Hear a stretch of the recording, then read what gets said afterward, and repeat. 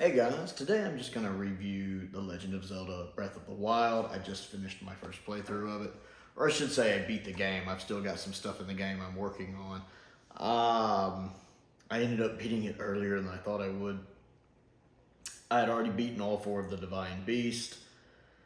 And I was just kind of running around exploring. It's kind of my favorite thing to do in the game is just going everywhere. My favorite part of the game has been, especially before I had all the map unlocked, just being like, oh my goodness, there's a whole new area over here too? How big is this place? Running around, getting stronger.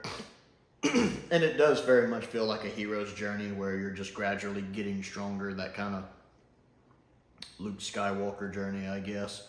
Because I felt very weak for a long time in this game, very underpowered for a long time in this game.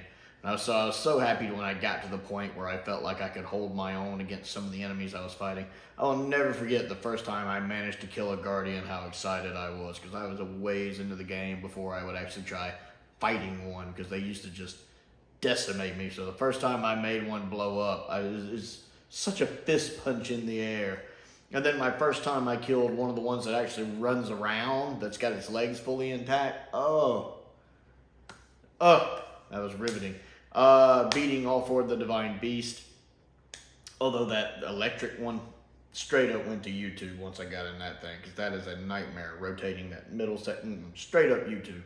This game had a few of that, like some of the trials, some of the puzzles to get into the tribe, to get into the shrine, some of the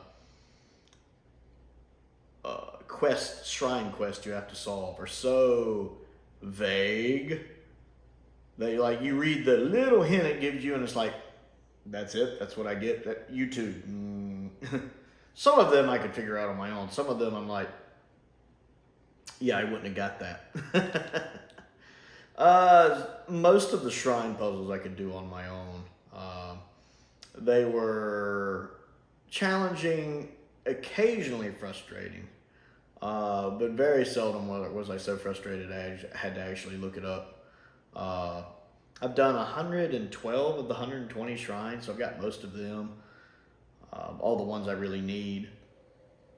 And then I've got the Master Sword. That was the first thing I did, was get the 13 hearts so I could go get the Master Sword. One of my coworkers had told me, you need 13 hearts, focus on your hearts before you do your stamina. So I went and did that so I could get the Master Sword. It's fun. I like the exploring and the running around and the different kinds of armor. This really is a step forward for the Zelda franchise. As much as Ocarina of Time was a step forward from the 2D games, this is that same kind of step. It's a whole new type of Zelda. I love all of the different armors you can get. I finally managed to max out my ancient armor, which I think is the best one in the game. I did manage to buy all of the pieces. I just got the last ancient core to max them out. I actually beat the game before I did that. I was running around collecting cores, and I just happened to end up at the top of Hyrule Castle, and I'm like, am I at the... I looked on the map, I'm right at the boss. So I was like, let's walk in and see how tough he is. He was tough. He was a little harder than I was expecting in his first form. Now, of course, the Divine Beast had knocked half his life down, but that bit when he puts the shield up, and he has that barrier up and he's so hard to hit, that was a pain in the neck. His second form wasn't as hard. It was just annoying because I hate riding on horseback. I don't like riding on horseback in this game. I prefer just running around on foot. You know, riding on horseback just annoys me. But I love just gliding everywhere and climbing, and again, the exploring is a lot of fun. I love and hate that the Master Sword has to recharge, because it seems like it happens way too often. Like every time I turn around, my Master Sword's out of energy again. And while I hate that, I also like it because it does make me just not rely on the Master Sword. It does make me have to pay attention to what I've got in my inventory for my weapons, which is where most of my Korok seeds goes, to the weapons, my melee weapons. I've only found like 125 of the seeds. I don't really hunt for them much. If I just happen to stumble on them, I stumble on them. Because my shields and my bows, I don't really need a lot. I don't have to fill them all the way out. The ones I have, plenty. I have enough. But my melee weapons, I constantly felt like I needed more because I always like to keep at least a torch on me. I always like to keep different kinds of weapons on me, at least one of each elemental weapon on me. And so I've got those almost maxed out. I think I'm only missing 2 slots. I know the next one was 45 seeds, so I'm only missing 2 melee slots.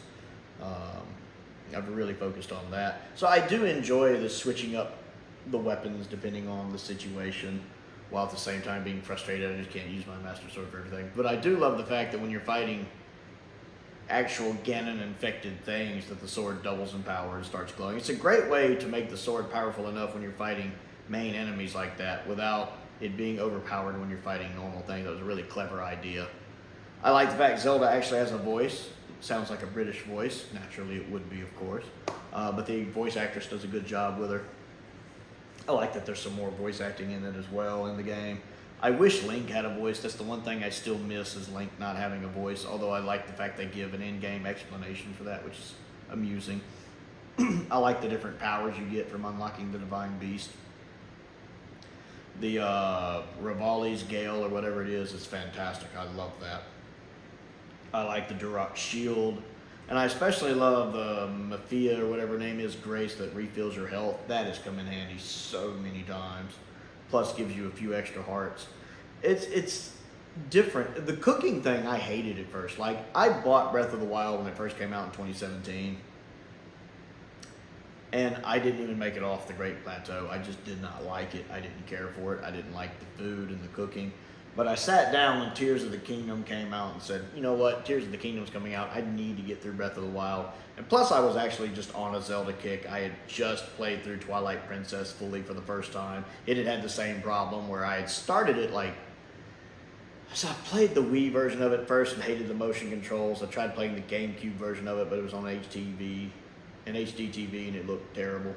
So I had bought the HD release of Twilight Princess and never got far into it. So I finally sat down and got all the way through it and beat it.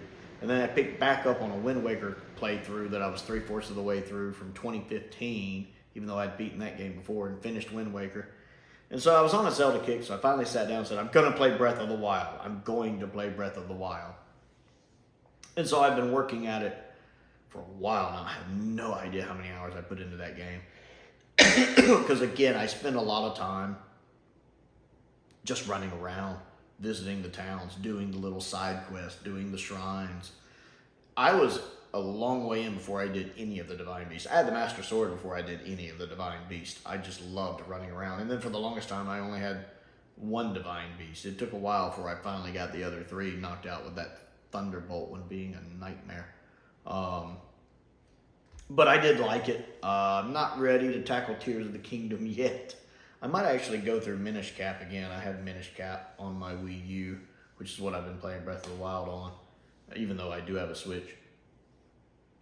And Minish Cap's another one. I started it once, never got far into it. I need to go back and play it because I tend to love 2D Zeldas.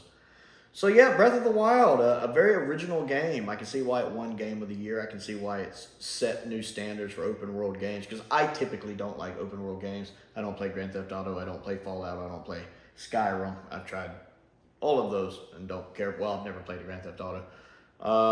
But I've played Fallout 3, I've played Skyrim, and I hate them immensely. So it's nice to have an open world game that I actually enjoy as much as Breath of the Wild. So Breath of the Wild, what do you think of it? How do you place it in the Zelda rankings? How would you rank it as a Zelda game? Comment down below and let me know. Other things to do, don't forget to click the like button and the subscribe button. That helps me out, and I certainly appreciate it. Don't forget to check out my other main channel, Another Sci-Fi Guy, where I talk about all things Doctor Who and other sci-fi content. I have a Patreon if you want to support me on that. There's a link to that down in the description below. I have a P.O. box down there as well, if there's anything you would like to send me to look at and review. And a link to my Amazon wish list is also on there. Most importantly, though, thank you for watching.